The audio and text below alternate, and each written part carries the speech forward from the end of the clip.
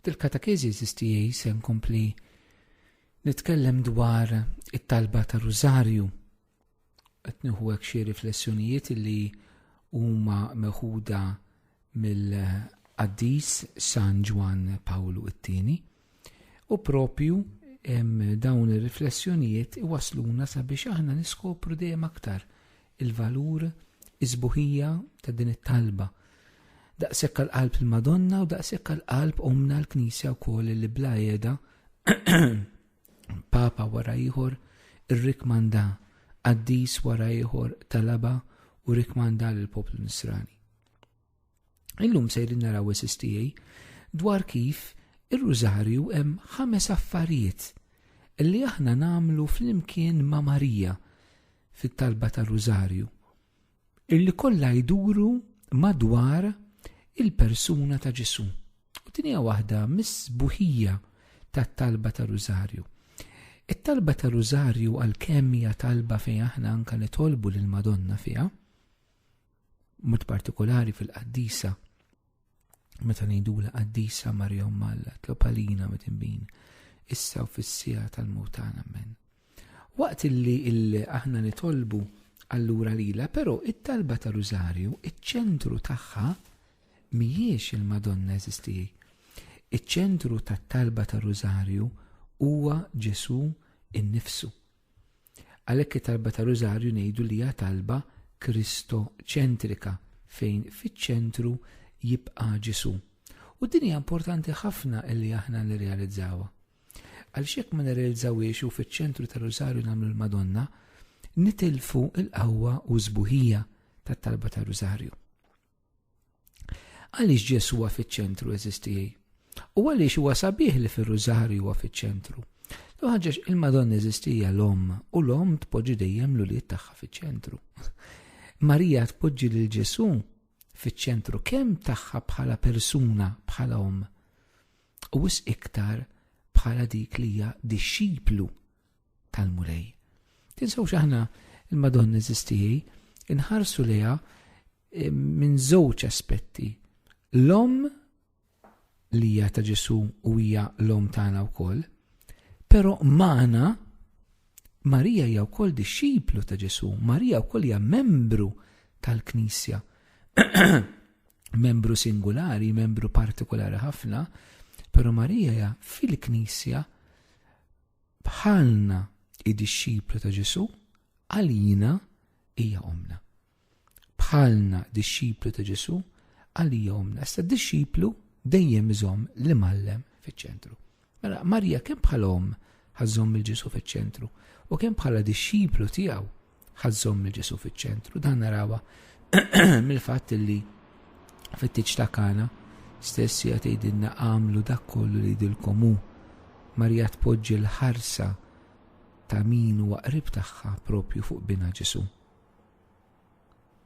Allura ħaneżistijaj kif fir-Rużarju nżommu lil Ġesu fiċ-ċentru.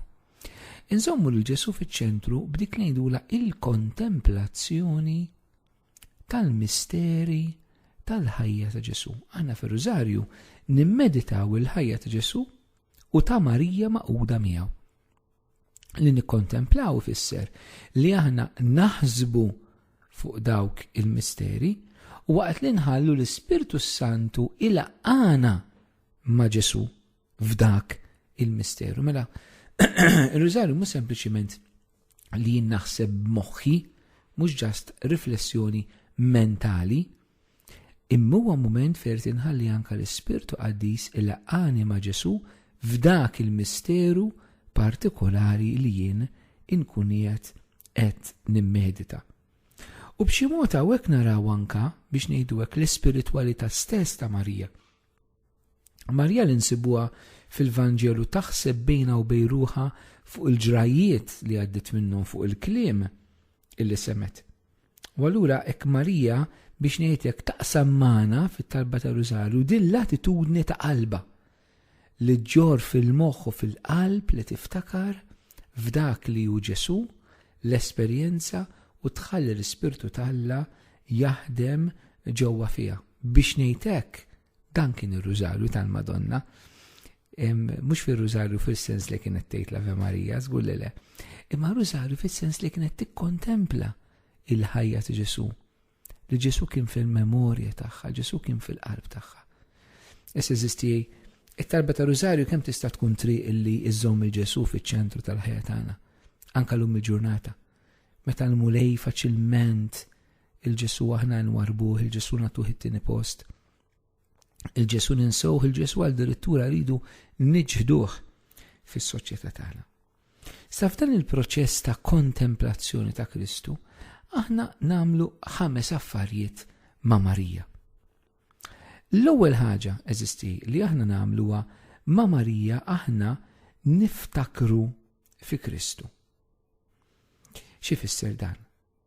Ir-Rużarju għax propju jitlaq mill-esperjenza ta' Marija huwa talba li l-inna jgħinna ma' Marija niftakru propju f'dawk il-ġrajiet li għaddit minnhom ma' Ġesu.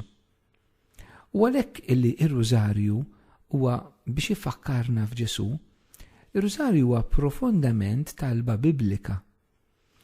Għalhekk huwa ħafna importanti u di xi drabi nitilfu anke fir-Rużarju bir-rispett kollu li kulħadd imma kif ġieli jintalab f'ċerti knejjes kappelel qabel qudies kollox imxi u ġerri, isna papagallata, karrelata, mingħajr ma nifqu ftit naħsbu, mingħajr ma naqraw siltiet mill-iskrittura, kollox imxi u ġerri.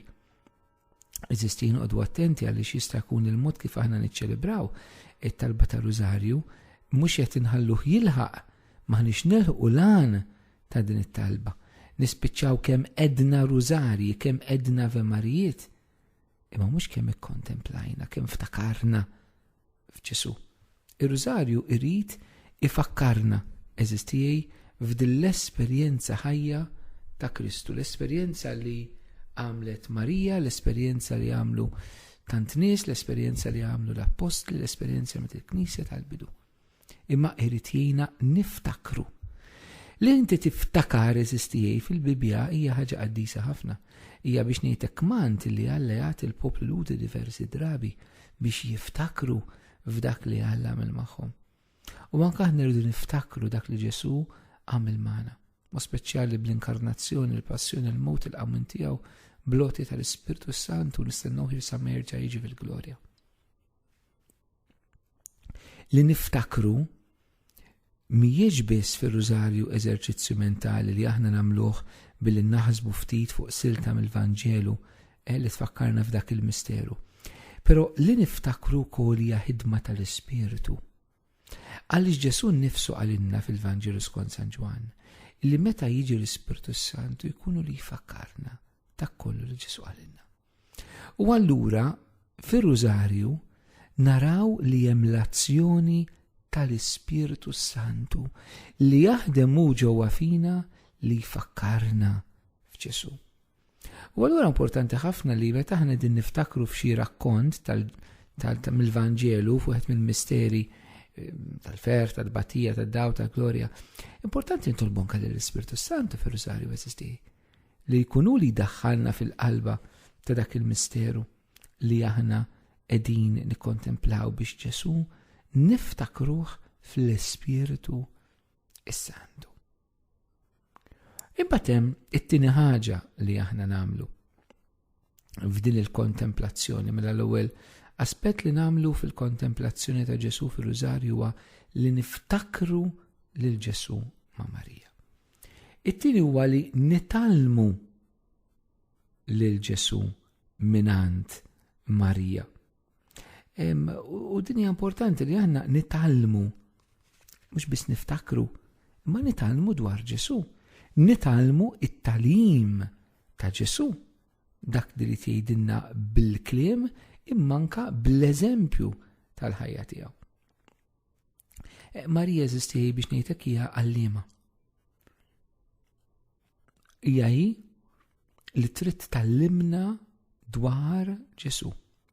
Ir-Rużarju huwa mument fejn aħna huwa mument ta' katakezi wkoll fejn aħna qegħdin nitalmu il-persuna ta' Kristu. Ma rridu nieħdu xejn for granted eżistijej.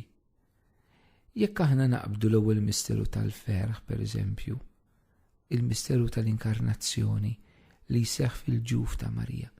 Hemmhekk nitalmu li Ġesu ma twelidx b'intervent ta' raġel imma bil-qawwa tal-Ispirtu Santu. Għaliex Ġesu Alla mela nitalmu li Ġesu mhuwiex sempliċiment bniedem, imma huwa Alla li sar bniedem. U dana nitalmu allura minnu Kristu l-identità tiegħu, Alla li sar bniedem, bil-maqlub ta' talim żbaljat li nsibu anka jiġri b'mod popolari xi drabi anka fi żminijietna. Min jgħid li Ġesu ma kienx bniedem, min jgħid li Ġesu ma kienx Alla, u ħafna teoriji żbaljati li jingħadaw anka fil-bidu Knisja ma anka fi żminijietna. Xi kuntant ġo xi film, xi kuntant ġo xi ktieb, xi kuntant b'xi artikolista fuq il-mezzi tal-komunikazzjoni u jagħtuna idejat talim żbaljat dwar minnu Ġesu. Ir-Rużarju jagħtina it-talim it-tajjeb dwar minnu Ġesu. Tajt wieħed eżempju fuq l-ewwel misteru, però f'kull misteru aħna nitalmu xi ħaġa dwar Kristu. It-tielet ħaġa sistijaj illi isseħ fina fit-talba tar-Rużarju hija li ma' Marija insiru nixbħu lil Ġesu. Mela l-ewwel edna li niftakru f'Ġesu. It-tieni edna li nittalmu dwar Ġesu. It-tielet huwa li nixbħu ninbidlu f'Ġesu. Issa din ukoll huwa aspett ieħor importanti eżistijaj. Aħna fil-ħajja tagħna insiru dak li aħna nikkontemplaw. Il-bniedem li jikkontempla tajjeb isir tajjeb. Il-bniedem li jikkontempla il-ħażin isir ħażin. Il-bniedem li kontinuament jaħseb ħaġa tajba jagħmel it-tajjeb, isir dak it-tajjeb. Bil-maqlub il-bniedem li nkollu jewdem fuq il-ħażen, fuq id-dnub, etc. jagħmel u jsir dak id-dnub. Aħna fil-mixja tagħna umana u spiritwali, aħna ninbidlu f'dak li aħna naraw, dak li aħna nikkontemplaw. Issa sistijaj, fil-mixja tagħna nisranija, importanti nirrealizzaw li aħna msejħin biex niġu trasfigurati. Aħna msejħin biex niġu mibdula. Ħafna nies għandhom dil-idea li Ġesu jrid jagħmlek ftit aħjar milli jint ta'. Le, Ġesu jrid jibdlek kompletament milli jint. Ġesu ġi trasfigurana, Ġesu ġi jagħmel bidla totali, Ġesu ġi jibdilna. U jrid jibdilna fiex, esistijaj, u minn xiex. Jrid jibdilna mill-ħażen u mid-dnub, u jrid jibdilna fih innifsu, fil-persuna tiegħu. U din isseħħ bil-qawwa tal-Ispirtu Santu. Kull bidla eżistijaj fil-ħajja tagħna isseħħ bil-qawwa tal-Ispirtu Qaddis. Hekk naraw pereżempju fl-Ewkaristija waqt il-Qudiesa, meta is-saċerdot jitlob l-Ispirtu Santu jinżel fuq il-ħobs u l-inbit ħalli jibdel il-ħobs u l-inbit fil-ġisem quddiem tal-mulej. Hija qawwija. U l-Ispirtu Santu eżisti illi jġib il-bidla sħiħa fil-ħajja tagħna.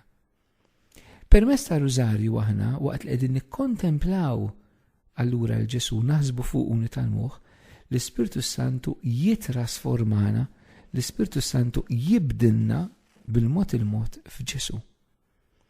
U dan fl-imkien ma' Marija, eżisti. Bħalma Ġesu twilet minn Marija u bil-qawwa tal-Ispirtu Santu, hekk Ġesu ġewwa fina jibdilna fih permezz ta' Marija u l-qawwa tal-Ispirtu Santu fl-imkien. Hawnhekk naraw ir-rol kbir ta' Marija anka fil-qdusija fit-tqaddis tar-Ruħ. Eżisti. Maħna nirrealizzaw illi fir-Rużarju aħna rridu nitbidlu, inħallu l-qawwa tal-Ispirtu tibdilna, titrasfigurana. Imbagħad ħaġa oħra li aħna nagħmlu mela l-ewwel rajna li aħna fir-Rużarju nikkontemplaw il-Ġesu. Issa nikkontemplaw ifisser li niftakru lil Ġesu, nitalmu lil Ġesu, nitbidlu f'Ġesu, imma għandna wkoll aspett ieħor li nitolbu lil Ġesu. U li nitolbu lil Ġesu imsaħħin bl-istess qawwa mat-talb ta' Marija. Il-Katekiżmu ta' Knisja Kattolika f'paragraf 2679 jgħidilna it-talba tal-Knisja hija msaħħa bit-talb ta' Marija. Mela aħna t-talba tal-Knisja irridu ninaqdu mal-Madonna li ssaħħaħ it-talb tal-Knisja quddiem Alla. Ġwanni Pawlu II fl-ittra kitab fuq ir-Rużarju kapitlu 16 jgħidilna li t-talb bla waqfien lill-Omm Alla ġej mit-tama li l-interċessjoni materna tagħha taqlanna kollox mill-qalb ta' bina. U hawnhekk jeżisti għaliex ir-Rużarju wkoll huwa talba qawwija ta' interċessjoni li tant qaddisin interċedew quddiem Alla b'din it-talba ta' Rużarju għaliex hija t-talba tal-Knisja li qed titlob imma hija msaħħa bit-talba ta' Marija. Marija meta aħna nitolbuha hija titlob magħna, letteralment titlob magħna bħala parti mill-Knisja, parti mill-komunità l-Alla. U hawnhekk eżisti nixtieq mill-qalb inħeġġiġkom ejjew nirrikmandaw fit-talba ta' Rużarju, ejjew nafdaw fil-qawwa tat-talba ta' Rużarju l-iktar sitwazzjonijiet qiebsa li għandna bżonn. Mhu speċjali dik li għal paċi tad-dinja, ejjew nirrikmandaw fit-talba ta' Rużarju ninterċedu quddiem Alla għal paċi fid-dinja fejn hemm il-gwerer, fejn hemm il-ġlied, fejn hemm l-inġustizzi soċjali u tant sitwazzjonijiet bħal dawn. Ejjew nirrikmandaw fit-talba ta' Rużarju il-familji tagħna, mhu speċjali l-familji li għaddejjin minn żmien iebeż u diffiċli, familji qed jisseparaw, jiddivorzjaw, familji qegħdin jitkissru, familji huma bla xogħol, familji li huma emarġinati, li huma immigranti, ir-refuġjati jeżisti. Familji li tkissru minħabba raġunijiet differenti, familji fejn xi ħadd romol u hemm tbatija li trabbi waħdek u li tgħix forsi waħdek. Tant familji ejjew nitolbu, familji fejn m'għadhomx jemmnu, fejn m'għadhomx japprettikaw il-fidi, fejn telqu l-Knisja, fejn telqu l-Ġesu. Ejjew nirrikmandaw is-sitwazzjoni tal-familji tagħna lil Marija, nafdawhom fit-talb tagħha, bit-talba ta' Rużarju li nerġa' ngħid mhijiex biss it-talba tagħna imma hija wkoll it-talba ta' Ommna Marija magħna u din hija sabiħa. Eżisti, meta aħna nirrealizzaw forsi aħna immorru għand xi ħadd ngħidulu tlob għalija u hija ħaġa tajba għax hija l-komunità li qed titlob għalik. Però meta nirrealizzaw li Marija nfisha eżisti Theotokos Omm Alla titlob magħna, titlob għalina, kemm għandna biex induru li hawn nirrikmandaw l-iktar sitwazzjonijiet qiebsa fil-ħajja tagħna it-talba ta' Rużarju. Għalhekk nitolbu Rużarju għall-konverżjoni tal-midinbin, għall-qudussija tas-saċerdoti u tar-reliġjużi, għall-irwieħ tal-purgatorju, għall-vakazzjonijiet qaddisa, għaż-żwieġ, għall-paċi, dawn l-intenzjonijiet kollha qed insemmi għall-morda. Eżisti bit-talba ta' Rużarju aħna nistgħu naraw mirakli. Nistgħu naraw il-qawwa tal-Ispirtu tal-Alla taħdem għax hija l-Knisja li qed titlob u maquda mal-Omm, l-istess kif kienet f'Pentekoste. Il-Knisja maquda mal-Omm. Imbagħad l-aħħar ħaġa li naraw li aħna nagħmlu fit-talba ta' Rużarju huwa aħna fir-Rużarju inħabbru il-Ġesu. Għaliex meta wieħed qiegħed hekk jitlob l-Rużarju ma' Marija, Marija qed tħabbru l-ewwel ħaġa lilna stess. Issa hi l-Evanġelista li qed tħabbar lilna il-misteru ta' Kristu. Fit-talba ta' Rużarju donna il-Madonna hija hi bħala l-omm li tiġi tħabbar il-kull wieħed minna li jitlob ir-Rużarju il-misteru ta' bina. U dan huwa eżisti biex aħna nitilqu mir-Rużarju nixbħu lil Marija. Kif hi ħabbret lil Ġesu lilna fil-misteri, aħna rridu nħabbru issa lil Ġesu lid-dinja fil-ħajja li n-nies qegħdin jgħixu fid-dinja tal-lum fi żminijietna. Mela ir-Rużarju eżisti naraw li huwa kontemplazzjoni li wassal kontemplazzjoni kif spjegajt li niftakru f'Ġesu, nitalmu l-Ġesu, nbidlu f'Ġesu, nitolbu lil Ġesu. Imma kontemplazzjoni twassal għall-evanġelizzazzjoni. Rużarju jagħmel minna ruħ kontemplattiva u ruħ missjonarja, evanġelista, fl-istess ħin, fl-istess moment. Għalhekk ir-Rużarju eżisti talbuh il-qaddisin kontemplattivi fil-klawsura, imma talbuh ukoll anke l-qaddisin iktar apostoliċi bħalma kien Padre Pio, bħalma kien San Dominku, eżisti bħalma kienet Madre Teresa, per eżempju, u tant qaddisin oħra illi ma jaqtawx anke l-Don George fi żminijietna, fi gżirietna eżisti. Rużarju minna rwieħ kontemplattivi u rwieħ evanġelizzaturi. Aħna rridu mhux biss ninbidlu fil-mulejn, ikkontemplaw, insiru nafuh, nobduh, nitolbuh, imma rridu inxandruh. U sistiju ma nibżawx nagħmlu dan. ma nibżawx fi żminijietna nxandru bla waqfien il-persuna ta' Ġesu għax mingħajr Ġesu m'hemmx salvazzjoni. Huwa l-unika triq għalant il-missier. M'hemmx triq oħra. M'hemmx triq oħra. M'hemm l-ebda reliġjon oħra li toħodna eżistijej għalant Ġesu. Għalant il-missier. Huwa Ġesu biss l-unika triq. U stess għalinna jiena u triq, jiena l-verità, jiena l-ħajja. Għalhekk aħna bħala Knisja rridu nxandru b'mod ċar il-persuna ta' Ġesu hekk kif Marija ixxandru lilna fir-Rużarju. Mela r-Rużarju huwa allura anke mezz ta' evanġelizzazzjoni. Għax fih Marija tħabbar lilna, hija l-evanġelizzatriċi, hija li tiġi tevanġelizzana. Però biex anke aħna mbagħad insiru evanġelizzaturi. Il-Papa Ġwanni Pawlu II propju jgħidilna hekk: il-Verġni ta' Rużarju tissokta bil-ħidma tagħha li tħabbar lil Kristu. Mbagħad ikompli jgħid, illum qegħdin naħabtu wiċċna ma' sfidi ġodda. Il-għala m'għandniex nerġgħu nieħdu f'idejna Rużarju bl-istess sfidi ta' dawk li ġew qabilna. Ir-Rużarju għad għandu l-qawwa kollha tiegħu u jkompli jkun għajn pastorali ta' siwi kbir għal kull xandar tajjeb tal-Evanġelju. Allura nixtieq nara eżistej billi nagħmel tħeġġiġa kbira il-dawk kollha li huma involuti kemm fil-kontemplazzjoni u kemm fil-evanġelizzazzjoni. Il-sori ta' klawsura li forsi qegħdin issegwuna, il-nies fil-ħajja konsagrata, sorijiet u patrijiet, anke lajċi li intom mogħtija għat-talb fid-djar tal-anzjani, fl-isptar, fil-moħba tad-dar tagħkom, nies li anke konsagraw ruhom mod privat lill-Alla f'ħajja ta' talb. Inħeġġiġkom itolbu t-talba tar-Rużarju.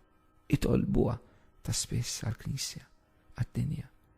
U nixtieq inħeġġeġ lil dawk kollha li huma involuti fl-evanġelizzazzjoni, saċerdoti, reliġjużi, lajċi. Itolbu r-Rużarju.